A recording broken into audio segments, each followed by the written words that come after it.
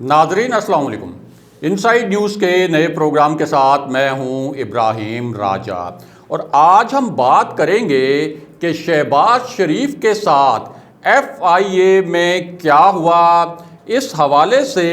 क्या धमाका खेज और नई तफसीलात सामने आई हैं। 4 सवालों पर बहुत बड़ा हंगामा क्यों खड़ा हुआ। एक ताकतवर शख्सियत की जानिब से ये क्यों कहा गया कि शहबाज शरीफ की गिरफ्तारी अब यकीनी है। वज़ीर-ए-आज़म इमरान खान इस पूरी सूरत हाल में क्या प्लानिंग कर रहे हैं और इस प्लानिंग की वजह बनने वाली 2 रिपोर्ट्स में क्या कुछ कहा गया। हमारे जिन दोस्तों ने अब तक हमारे चैनल को सब्सक्राइब नहीं किया उनसे हम कहेंगे कि हमारे चैनल को सब्सक्राइब कर लें ताकि उन्हें अहम मालूमात बर वक्त मिलती रहें। अब वापस आते हैं आज के मौजू पर, यानी शहबाज शरीफ के साथ FIA में क्या कुछ होता रहा और इसकी क्या इंतहाई दिलचस्प और धमाका खेज नोयत की तफसीलात सामने आई हैं। सबसे पहले आपको एक इंतहाई अलमनाक वाक़े से आगाह करते हैं, क्योंकि ये एक ऐसा वाक़या है जिससे इस वक्त पाकिस्तान में आप कह सकते हैं कि सोग की फ़ज़ा भी है और अभी तक ये ख़बर मंजर आम पर नहीं आई थी, लेकिन कुछ सोर्सेज से हमें ये ख़बर मालूम हुई है। और वो ख़बर ये है कि कुर्रम का जो इलाका है साबिक फाटा, वहाँ एक झड़प हुई है, एक IBO ऑपरेशन किया गया, इंटेलिजेंस बेस्ड ऑपरेशन। और इस इंटेलिजेंस बेस्ड ऑपरेशन के दौरान पाक आर्मी का जो एक कैप्टन थे वो और कुछ जवान उनकी शहादत हुई है और कुछ दहशतगर्दों को भी जवाबी फायरिंग में हलाक किया गया। लेकिन जिस वक्त ये इंटेलिजेंस बेस्ड ऑपरेशन यानी खुफिया इतलात पर यह ऑपरेशन किया जा रहा था तो उस वक्त बड़ी तैयारी भी थी पाक फ़ौज के जो सिक्योरिटी एहलकार थे, लेकिन बहुत ही गैर मुतवक्का तौर पर दहशतगर्दों की जानिब से एक जो हमला किया गया उसमें हमारी आर्मी के एक कैप्टन ने जामे शहादत नोश किया और कुछ जवान भी ऐसे हैं जो कि इस झड़प में शहीद हुए हैं। दूसरी जानिब दहशतगर्दों के मुतल्लिक भी ये बताया गया है कि उनका भी काफ़ी जानी नुकसान हुआ है और कई दहशतगर्द फायरिंग के तबादले में और जवाबी कार्रवाई में मारे गए हैं। बहरहाल अब वापस आते हैं शहबाज शरीफ के मामले पर और एक और अहम ख़बर से भी आपको आगाह करते हैं जो कि बिलावल भुट्टो के मुतल्लिक है। बिलावल भुट्टो अमेरिका के दौरे पर जब पहुँचे तो क्या हुआ और उनकी किस किस्म की मुलाकातें वहाँ पर स्केड्यूल की गई हैं। बिलावल भुट्टो एक ऐसे वक्त में अमेरिका पहुँचे हैं जब उनको आज़ाद कश्मीर में अपनी जो इलेक्शन कैंपेन थी उसको अधूरा छोड़ना पड़ा। और ये बात बहुत हैरान कुन थी, ना सिर्फ तहरीके इंसाफ के लिए बल्कि मुस्लिम लीग नून के लिए भी, और मुस्लिम लीग नून के कई रहनुमाओं ने भी इसको बहुत ही एक पुरस्कार मूव समझा है कि एक ऐसे वक्त में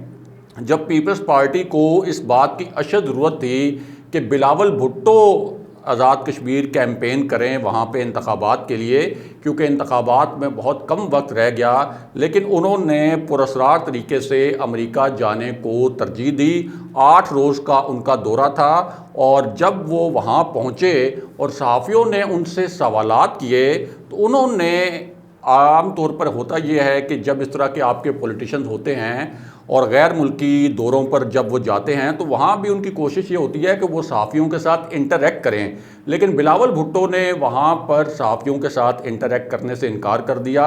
उन्होंने कहा कि मैं इस वक्त किसी सहाफ़ी के किसी सवाल का जवाब नहीं दूंगा, क्योंकि सहाफ़ी उनसे पूछना चाहते थे कि हुकूमती रहनुमा तो ये कह रहे हैं कि आप अपना एक CV लेकर आए हैं अमरीकी इंतज़ामिया के पास और यहाँ आप अपना केस लड़ेंगे कि मुझे प्राइम मिनिस्टर बनाया जाए और इसके बदले में हम आपको पाकिस्तान में फ़ज़ाई अड्डे भी देंगे और जो भी अदरवाइज़ भी CIA की पाकिस्तान में प्रेजेंस से लेकर जो दीगर अमरीकी मफादात हैं जो कि पाकिस्तान की सरजमीन से जुड़े हैं, हम आपके वो तमाम मुतालबात भी पूरा करेंगे। अब इस हवाले से जो सवालात होने थे तो बिलावल भुट्टो ने वहाँ सहाफ़ियों को मना कर दिया कि मुझसे कोई किसी किस्म का सवाल नहीं करेगा। हमारे ज़राए के मुताबिक 3 से 4 अमरीकी इंतज़ामिया के आला ओहदेदारों से बिलावल भुट्टो की मुलाकातें शेड्यूल हैं। और एक बात बिलावल भुट्टो ने और वहाँ बहुत अहम की जो कि हुकूमत के लिए भी तशवीशनाक हो सकती है कि उन्होंने कहा कि मैं सितंबर में दोबारा अमेरिका आऊँगा, यानी जुलाई में वो अमेरिका का दौरा कर रहे हैं। 8 रोज़ उन्होंने वहाँ रहना है। मुराद अली शाह पहले उनसे पहुँचे थे, यानी बिलावल भुट्टो के अमेरिका पहुँचने से 1 हफ़्ता पहले मुराद अली शाह वहाँ चले गए थे और उन्होंने बिलावल भुट्टो की मुलाकातें लाइनअप की थी। तो अब दोबारा से सितंबर में बिलावल भुट्टो वहाँ क्या करने जाएंगे, इससे ये मामला जो है ज़्यादा पुरस्कार हो रहा है। बहरहाल अब वापस आते हैं कि शहबाज शरीफ जब FIA में पेश हुए तो अब 4 सवालों के हवाले से क्या धमाका खेज़ तफसीलात सामने आई हैं और किस किस्म के मज़ेदार, दिलचस्प और सनसनीखेज़ इंकशाफात हुए हैं। शहबाज शरीफ ने पहले तो ये इल्ज़ाम लगाया था कि FIA ने उन्हें हरासा किया था और FIA के जो तफ्तीशी हैं उनसे ऊंची ऊंची आवाज़ में सवाल करते रहे और उनके सवालों के जब जवाबात दिए शहबाज शरीफ ने तो वो उनका मजाक उड़ाते रहे, यानी तफ्तीशी अफसरान। ये शहबाज शरीफ का इल्ज़ाम था। हालांकि FIA ने इस पर जवाब जो है बाकायदा ऑफिशियली जारी किया था, कुछ ज़राए से लीक नहीं किया था उस वक्त। और FIA ने यह कहा था कि हमने तो इनको बड़े एहतराम से सवालात पूछे थे, इनको कॉफ़ी चाय वगैरह की ऑफ़र भी की थी और किसी किस्म की कोई इस बात का तो सवाल ही नहीं पैदा होता कि इनके साथ कोई बदसलूकी की जाए। लेकिन अब इस मामले में एक अदालत में जो रिपोर्ट जमा कराई गई है, और अदालत में रिपोर्ट जमा कराने का मतलब ये है कि ये एक ऑफिशियल डॉक्यूमेंट है और अगर इसमें FIA ने कोई गलत बयानी की है तो फिर शहबाज शरीफ और शहबाज शरीफ के वकला इस पूरे रिपोर्ट को चैलेंज भी कर सकते हैं। अब इसमें FIA ने जो नुकात लिखे हैं कि शहबाज शरीफ हमारे सवालात के जवाबात कैसे देते रहे वो बड़े दिलचस्प हैं। ये मुख्तसरन आपको एक एक करके बताते हैं। एक तो FIA ने यह कहा कि शुगर और मनी लॉन्ड्रिंग केस के मुतल्लिक ये रिपोर्ट है और हमारे जो सवालात थे वो भी मेंशन हैं इस रिपोर्ट में और जो जवाबात शहबाज शरीफ की जानिब से दिए गए वो भी मेंशन हैं। इनमें पहला सवाल ये बताया गया कि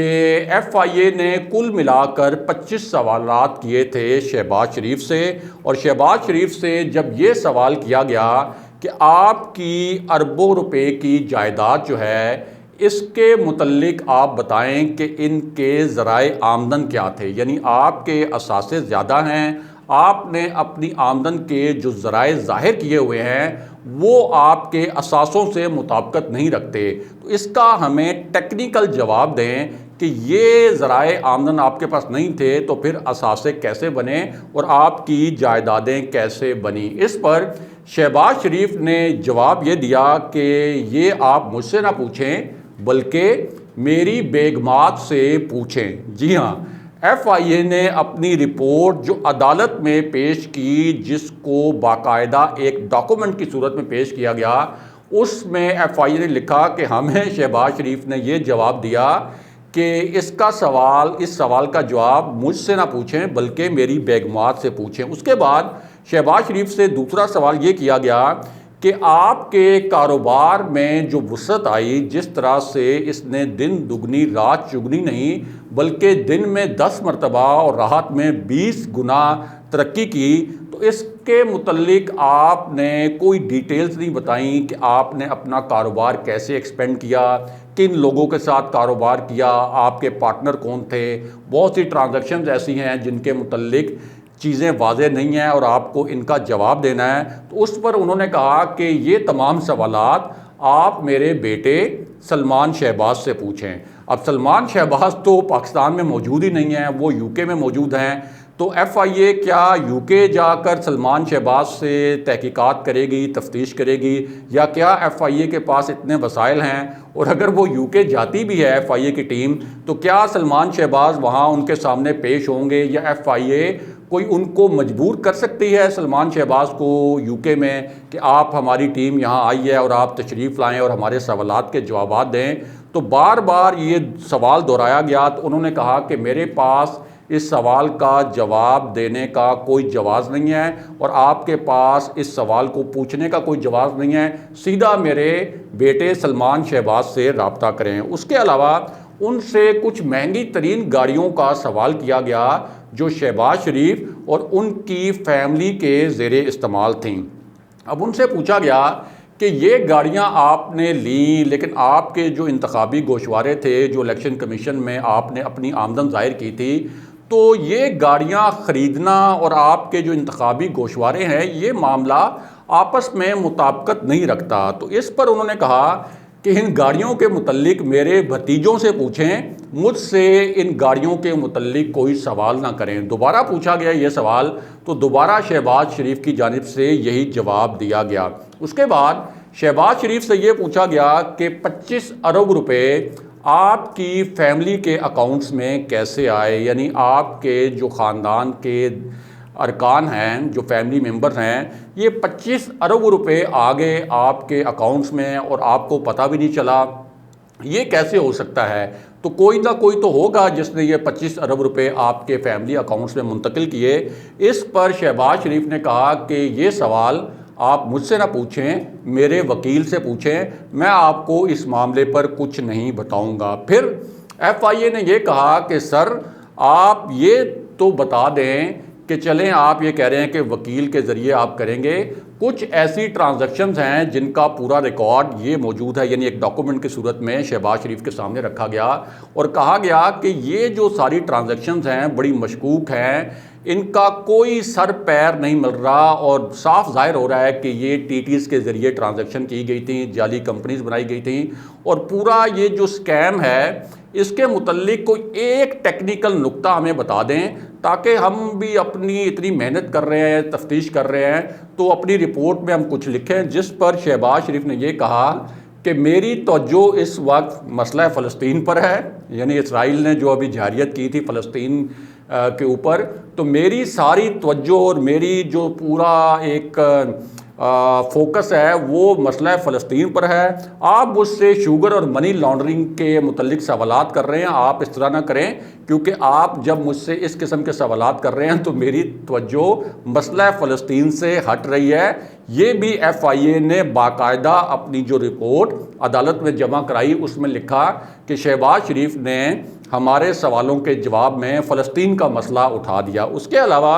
ये भी बताया गया है कि जब हमज़ा शहबाज अपीयर हुए तो उन्होंने भी कमो बेश इसी किस्म के जवाबात दिए, यानी किसी भी सवाल का टू द पॉइंट जवाब नहीं दिया। और एक मौका तो ऐसा आया कि जब हमज़ा शहबाज से